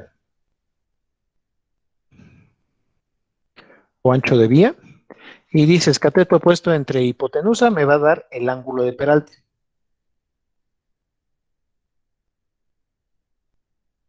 ¿Por? Ya, profe, gracias. Muy bien. Entonces, con ese ángulo de peralte, ahorita le voy a llamar teta para que quede rápido.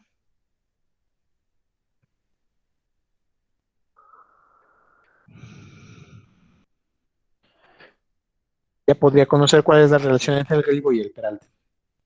Tenemos al peso, tenemos a la normal.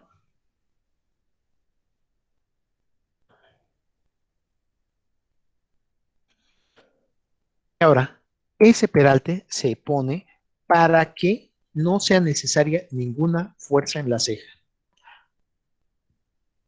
Claro, si está en reposo, si está en equilibrio, sí necesito una pequeña fuerza de la ceja empujándolo hacia afuera o se deslizaría hacia adentro de la vía.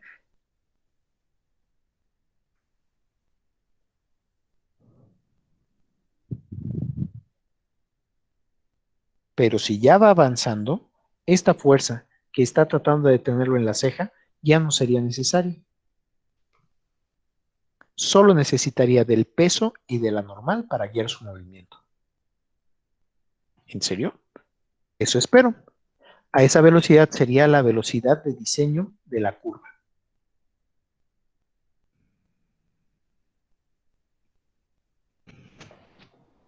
¿Listos para hacer la composición de fuerzas en tangencial, normal y binormal?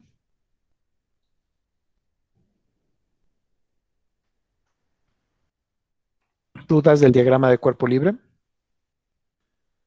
Profe, yo sí en lo último que mencionó, no entendí bien cómo es que hacía ese funcionamiento, digamos. Si el vehículo está en reposo, si el vehículo está en reposo, necesitaría que la ceja y el riel estuvieran interactuando para que no se deslizara hacia dentro de la curva. Ahí sí requería esta fuerza y cuando hiciera la composición de fuerzas diría una más la otra, me da 0, como en estática. ¿Mejor? Mucho mejor, gracias. Muy bien. Pero ahora voy a tratar de prescindir de esta fuerza. Pongo en movimiento al tren y las únicas fuerzas que voy a tratar de utilizar va a ser la normal y al peso. Y con eso vamos a controlar el movimiento.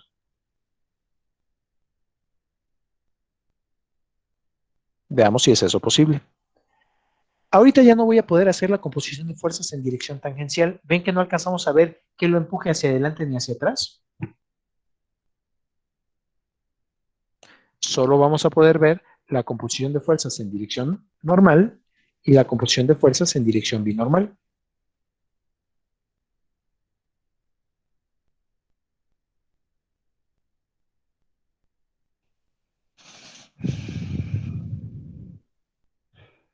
Composición de fuerzas en dirección normal. ¿Qué fuerza está actuando en dirección normal?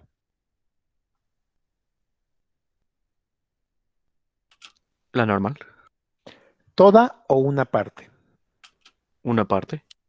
¿Cateto opuesto o La cateto componente, adyacente? ¿no?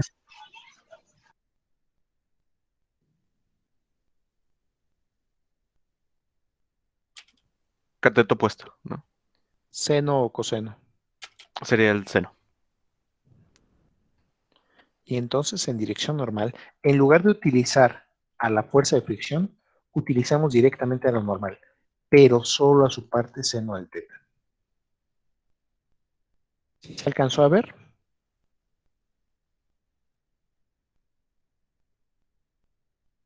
La curva es plana. Si ustedes vieran ahorita en el pizarrón, la curva sería una hoja perpendicular al pizarrón. Ahí dentro de esa hoja perpendicular al pizarrón es donde está trazado el círculo que está dando este tren al tomar la curva. Su centro no queda ni arriba ni abajo, está apuntando a la dirección normal hacia el centro de la curva por allá. No va ni hacia arriba ni hacia abajo, apunta hacia el centro. Y la única fuerza que está tratando de utilizar en esa dirección normal es A normal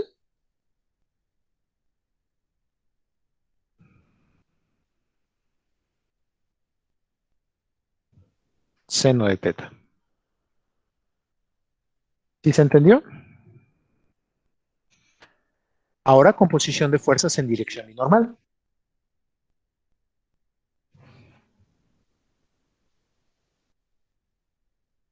¿Qué fuerzas están actuando en dirección binormal? Peso. ¿Todo o una parte?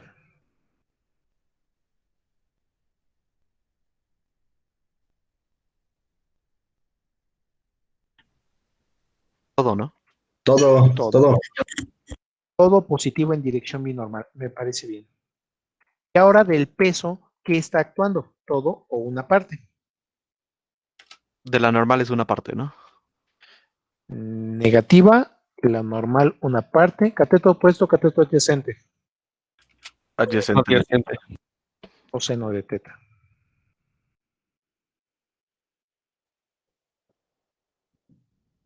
Las únicas fuerzas de las que nos valemos para tomar esa curva es el peso, que no nos libramos por estar bajo la superficie sobre la superficie de la Tierra, y la otra, la normal, si no atravesaríamos las vías. Composición de fuerzas en dirección binormal. ¿Cuánto es siempre?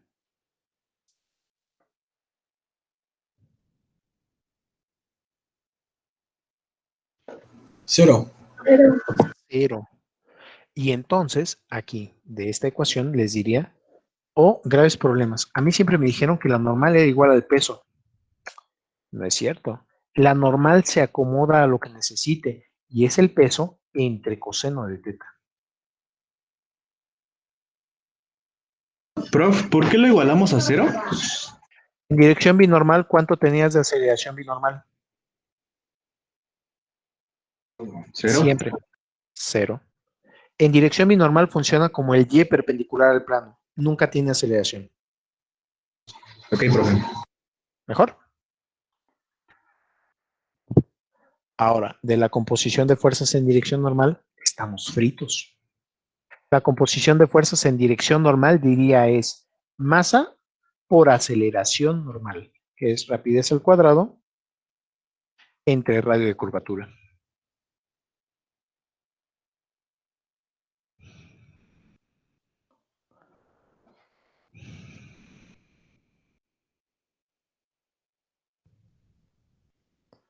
Por suerte normal la puedo despejar del primero. Veamos si podemos encontrar cuál sería la rapidez apropiada, la rapidez que le llegan a llamar de diseño.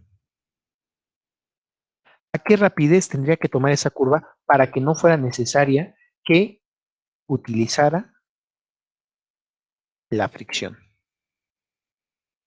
¿En qué ventajas nos da este acomodo? No necesita de la fricción. Solo que ahora voy a necesitar sustituir la normal. Despejando masa con masa se va. Seno entre coseno.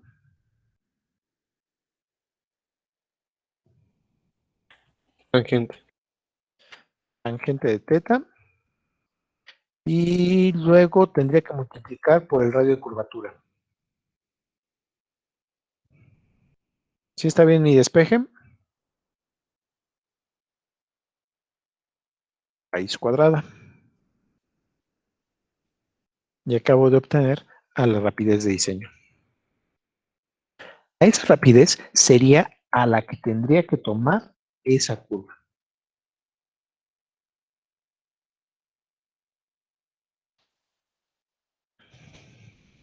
Si fuera un poco más rápido, trataría de salirse de la curva. La inercia del cuerpo trataría de sacar al tren de la curva y entonces empezaría a necesitar una fuerza por parte de la ceja externa. Si fuera más lento o incluso se detuviera, requeriría la fuerza pero del otro lado, del lado interno de la curva. Mande usted. Nos falta la gravedad, ¿no? ¿Cuál gravedad? Ah, G, sí. Sí, si no íbamos a estar haciendo esto en algún otro planeta. Gracias. Profe, ¿de dónde viene la D de rapidez? De diseño.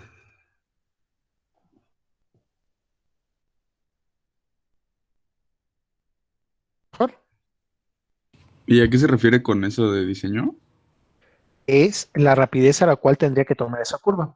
Imagínate que estás construyendo el tren suburbano y tú quieres que el tren esté funcionando a 90 kilómetros por hora. Tu dato sería el 90 kilómetros por hora en metros por segundo para encontrar cuánto es el ángulo de peralte.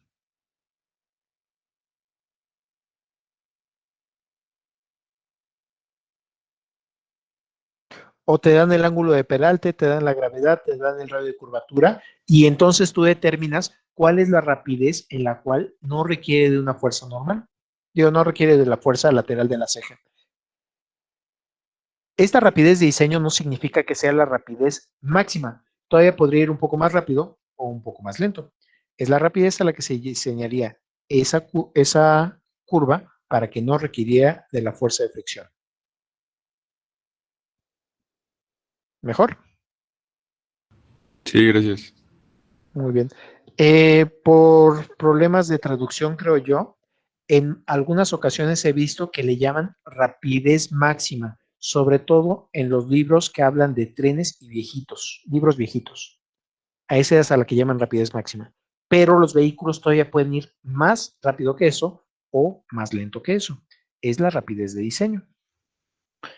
Veamos si podemos diseñar a un buen peralte. Un tren suburbano avanza a 90 kilómetros por hora en su servicio comercial. Es la rapidez máxima que pueda lograr. Es la rapidez en la cual va a estar operando comercialmente cuando esté ya funcionando. Un tren suburbano avanza a 90 kilómetros por hora en su servicio comercial. Si el radio de curvatura de un segmento de vía es de, y me voy a un caso real, el tren suburbano, en la zona de, si no mal recuerdo, acaban de pasar la estación de San Rafael.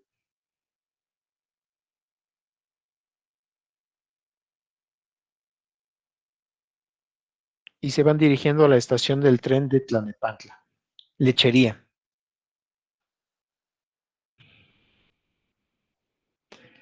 Y ahí el tren va a entrar en un túnel.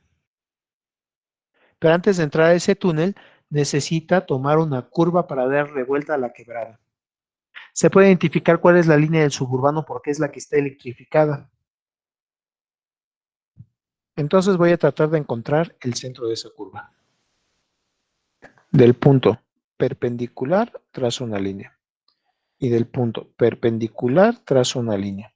Donde se cruzan esas líneas, ahí es el centro. Desde ese centro, mando un radio para medir el radio de curvatura.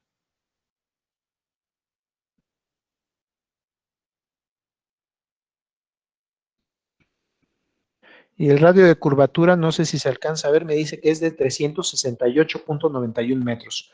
Yo creo que lo voy a dejar en 370 metros. ¿Les parece bien? Sí, profe. Si el radio de curvatura de un segmento de vía es de 370 metros, determine el peralte necesario, el ángulo de peralte, porque no sé qué anchos tenga de vía. El ángulo de peralte necesario para que no se requiera fuerza sobre la ceja de la rueda. Un tren suburbano avanza a 90 kilómetros por hora en su servicio comercial. Si el radio de curvatura de un segmento de vía es de 370 metros, determine el ángulo de peralte necesario para que no se requiera fuerza sobre la ceja de la rueda del tren.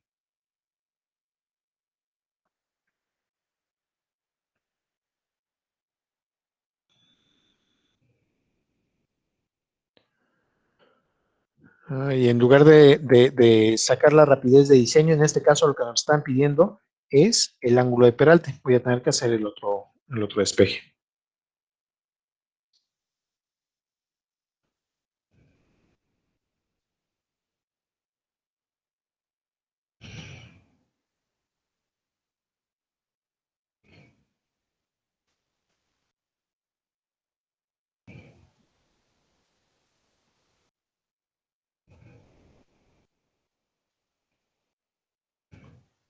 ¿Dudas del despeje?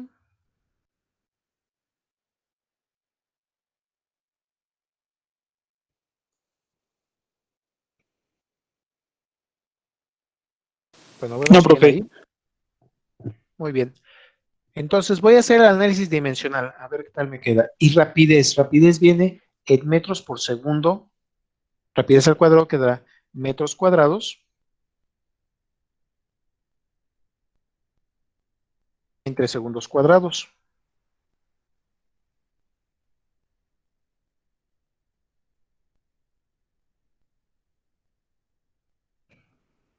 Luego en la parte de abajo tenemos a G y esa quedaría metros sobre segundo al cuadrado. Por último, en la parte de abajo me queda otra vez metros por el radio de curvatura.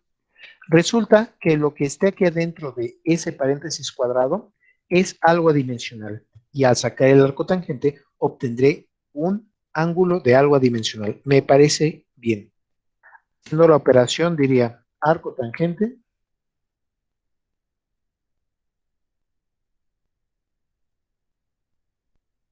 de rapidez al cuadrado. ¿Cuánto es la rapidez, perdón?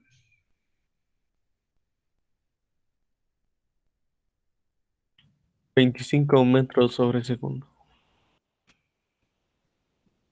O sea, se tarda 4 segundos en cruzar un campo de fútbol. 25, ay, pero mucho cuidado, va al cuadrado. Esto haría que tuviera ángulos muy grandes de peralte. G no lo puedo cambiar mucho que digamos. Estoy en el planeta Tierra, no creo que pueda cambiar mucho el 9.81. Lo único que podríamos estar tratando de cambiar sería el radio de curvatura, pero aquí ya está predeterminado. ¿Cuánto da, por favor, el ángulo de peralte? ¿Cuánto es lo que se tiene que inclinar ese vagón para que no requiera de alguna fuerza sobre la ceja?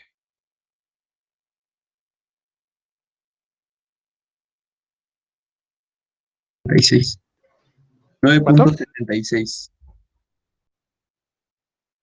Se me hace una muy buena solución. No se tiene que inclinar más de 10 grados para tomar bien esa curva.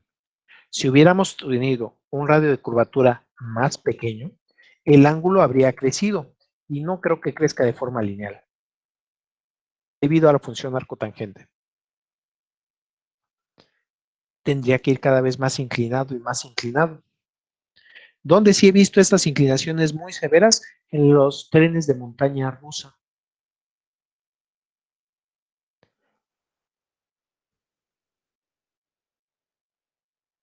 Pero ahorita Por con los eso, 300, mande usted. por eso en esos trenes debe de ir a una velocidad alta para que no se voltee. No, lo que hacen es utilizan una curva en el espacio y en lugar de que tu centro quede al mismo nivel, la curva ya queda en el espacio. Y a ti a la única dirección que te tratan de poner es ponerte en dirección normal. Te tratan de poner así. Pero no es porque tú vayas así, sino que el centro de la curva queda por allá arriba. ¿Mejor? Sí, mejor.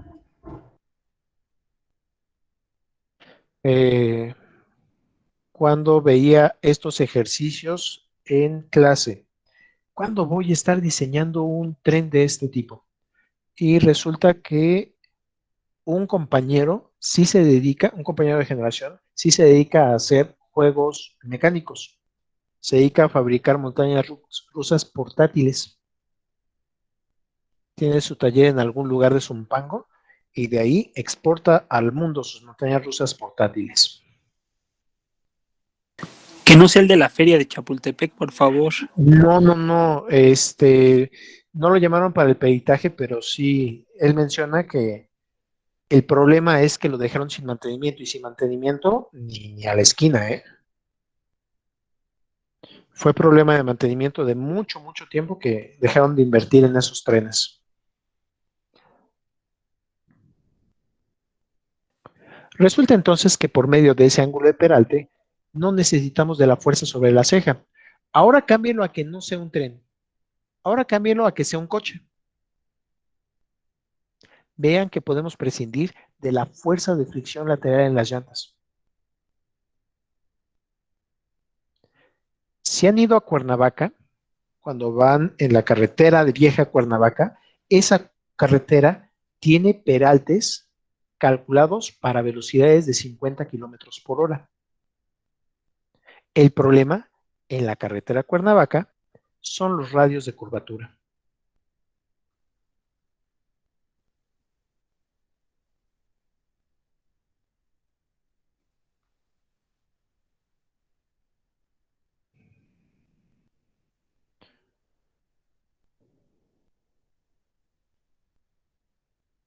...40 metros de radio de curvatura. Estamos fritos. Profe, Mande usted.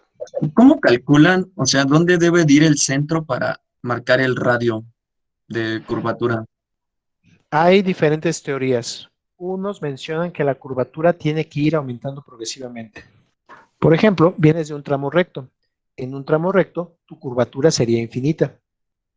Para encontrar dónde está el centro, lo que tendría que hacer es, según la línea que lleva la carretera, perpendicular trazo una línea.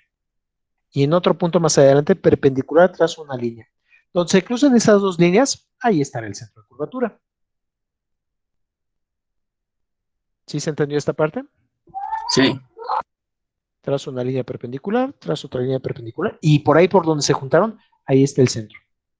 Y entonces lo que hacen, según algunas teorías, primero es tratar de ir cambiando ese radio y que vaya cayendo de una forma lineal, no lineal, como tú quieras, poco a poco. Voy a otro punto, trazo las dos perpendiculares y ahí todavía está el radio de curvatura muy lejano. Pero conforme voy viendo la topografía, dicen que de los ingenieros más completos y que se tienen que enfrentar a peores cosas son los ingenieros topógrafos. Porque pues así está el cerro. Entonces, ¿cómo voy a poder hacer la curva? ¿Cómo voy a trazarla para que vaya aumentando poco a poco, poco a poco? Y entonces, de venir desde el infinito, llegan a un punto crítico de radio de curvatura mínimo. Y lo tratan de mantener durante la mayor longitud de la curva, que vaya manteniéndose ese radio de curvatura constante para que no tenga que estar modificando otras cosas. Hasta que termina la curva y ya salen de ahí y otra vez van variando la curva poco a poco. Entre cada una de estos segmentos de curva necesito un segmento recto por lo menos del largo de un vehículo. ¿Dónde no se cumplió esto? Y no sé si se enteraron de línea 12 del metro. ¿Sí escucharon de la línea 12 del metro? Sí. ¿Cuáles son las peores curvas de la línea 12 del metro?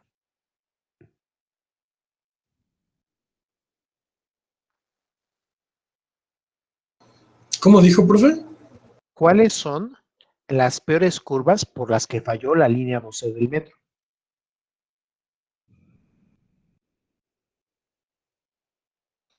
Viene Avenida Tláhuac, da vueltas, todo viene bien bonito. Pero al llegar a la estación Zapotitla,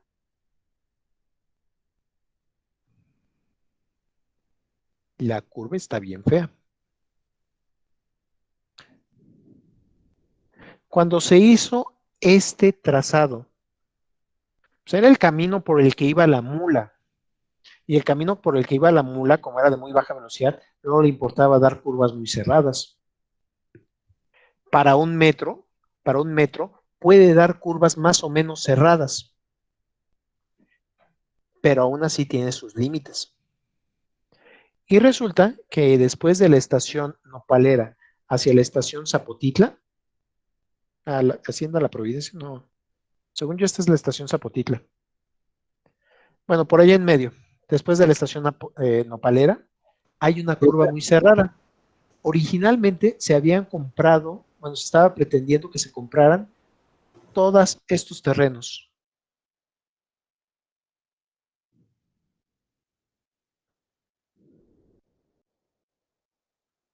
Para hacer una curva suave y entonces que no tuviera problemas al momento de hacer ese trazado.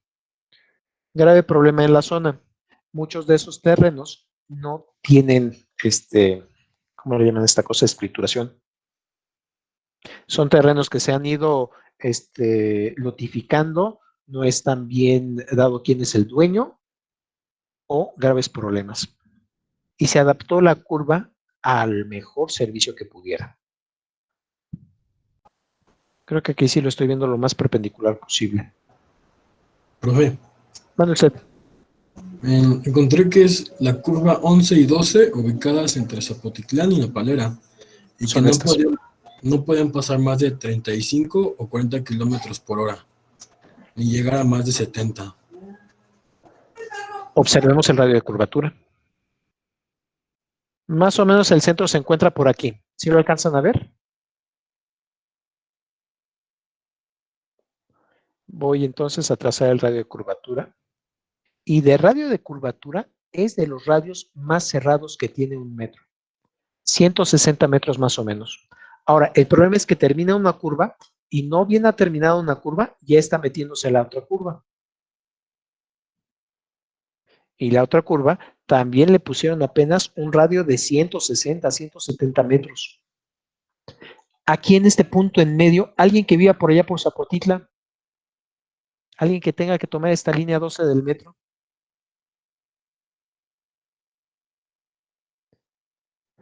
Bueno, si algún día podemos volver a salir a la calle, súbanse a esa línea del metro, se paran a la mitad del vagón, se agarran bien del tubo, sale de la estación, empieza a tomar la curva y ustedes sienten cómo son tirados hacia un lado, hacia el lado externo de la curva. Va avanzando, va avanzando, va avanzando y justo a la mitad, aquí en este punto, súbitamente sienten cómo son jalados hacia el otro lado. Resulta que no dejaron el espacio suficiente entre una curva y otra para que pueda tener un segmento recto.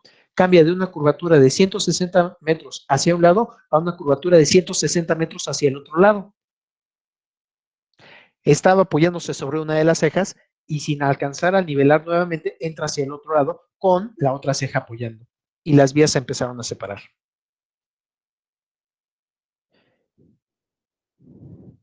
ahí es el punto de mayor peligro de esas curvas. Otros problemas, y esos problemas ya fueron más bien por no solo la forma de hacerlo. Se trató de ampliar el radio de curvatura lo más posible, se trató de comprar los mayores terrenos para tratar de hacer la curva más suave. Y se hubiera logrado de utilizar un tren neumático, un tren de metro con los rodamientos que vimos hace rato, los bogies que tienen la rueda de tren, la rueda de caucho y las ruedas laterales. Pero por tratar de ahorrar dinero, todavía no saben a quién le echan la culpa. Se estaban echando la culpa entre el director de finanzas, el ingeniero Endo, buen ingeniero, y al final quien tomaron las decisiones de comprar los trenes ACAP. Los trenes que utilizan en esta línea no son de metro, son de tren suburbano, y los vagones del tren suburbano son un 15 a 20% más largos que los vagones del metro. Alguna vez súbense a la línea 12 y comparen el largo de un vagón de la línea 12 contra el largo de un vagón de un metro normal y verán que son más largos. Esos vagones estaban hechos para las líneas 2 y 3 del suburbano. La línea 2 iba a ir hacia Valle de Morelos, Jardines de Morelos, si no mal recuerdo, y la línea 3 iba a ir hacia Chalco por donde va la vía del tren. Pero como ya no se desarrollan esos proyectos, CAF se quedó con esos trenes pendientes de venta. Y que llegue el cuate Marcelo Ebrard y que compra esos trenes para la línea 12 del metro. La línea 12 del metro, a la mitad del diseño, cambiaron el tipo de vagón. Y al cambiar el tipo de vagón, se tenía que cambiar el radio de curvatura. ¿Se acuerdan del radio de curvatura que pusimos allá en el tren suburbano hace rato? 370 metros. Ahora metan un tren que requiere un radio de curvatura de 370 metros a un tren que requiere un radio de curvatura de 160 metros. Siguiente error. Están hechos en diferente norma. No es lo mismo un tren metropolitano suburbano a un tren suburbano. Las velocidades son distintas, las vías son distintas.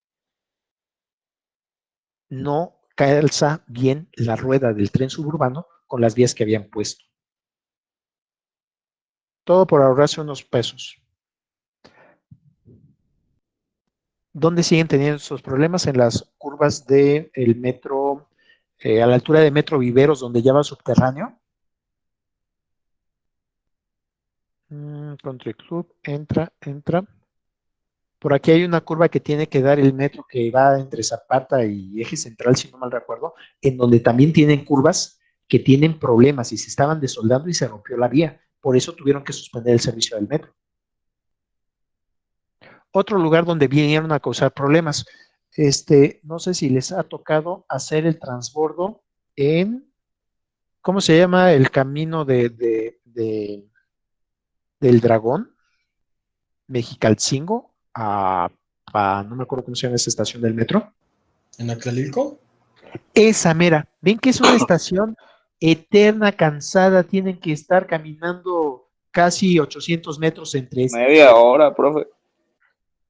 El problema es que ahí se combinaron dos líneas del metro. La primera línea del metro era la línea 12, que iba a ir sobre el eje 8, que acabó siendo parte de la línea, ¿cómo le llaman a esta cosa?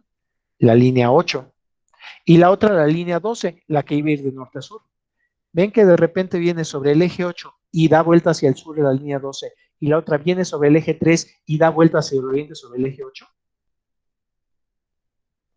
Esa estación del metro realmente debía ser un cruce de una vía sobre otra, y las estaciones iban a quedar una sobre otra, una a nivel y la otra por encima. Es más, se ha construido esta sección para que puedan cambiar los vagones entre una línea y otra. El problema, cuando decidieron meter al tren férreo, ya no fue compatible con el tren neumático, y tuvieron que cambiar la posición de la estación y tuvieron que cambiar muchas otras cosas porque a alguien se le ocurrió que era más barato utilizar un metro férreo. Problema, aquí no alcanzan en algunos espacios a poner el peralte y las curvas van rompiéndose poco a poco. La siguiente vez que consulten a alguien para que quiera hacer algún proyecto de tren suburbano o cosas por el estilo, por favor que no sea Marcelo Ebrard. ¿Sale? Ya para terminar con la clase del día de hoy. Cuando tengamos un sistema curvilíneo, nuestra composición de fuerzas la haremos en curvilínea, en dirección tangencial hacia donde va avanzando el cuerpo, en dirección normal hacia el centro de la curva. Tendríamos que ver si es una curva horizontal o vertical y ahí donde esté el centro, hacia ahí apuntar la dirección normal. Y como muchos de estos problemas ya vienen en 3 dimensiones, perpendicular a esa dirección, tendríamos que apuntar la dirección binormal.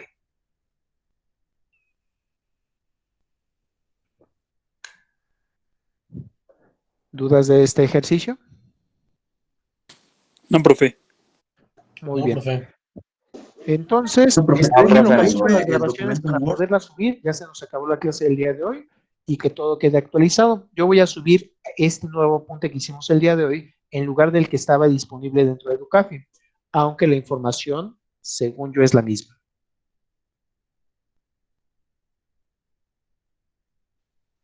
Vale, profe, muchas gracias. ¿Alguna otra duda? ¿Algo más en lo que les pueda ayudar? No, profe, gracias. No, profe, todo bien. Gracias, profe. Hasta luego. Todo bien, profe, gracias. Entonces dejen, reviso cómo quedó nuestro punto al final de cuentas, lo subo y dejen localizo esos videos para poderlos colocar cada uno en su sección. Por favor, profe. Muchas gracias. Cuídense mucho. Gracias, hasta luego. Perfecto, nos vemos, profe. Bonito día. Hasta luego. Cuídense mucho. Muchas gracias, Ya voy a profe. cortar la transmisión.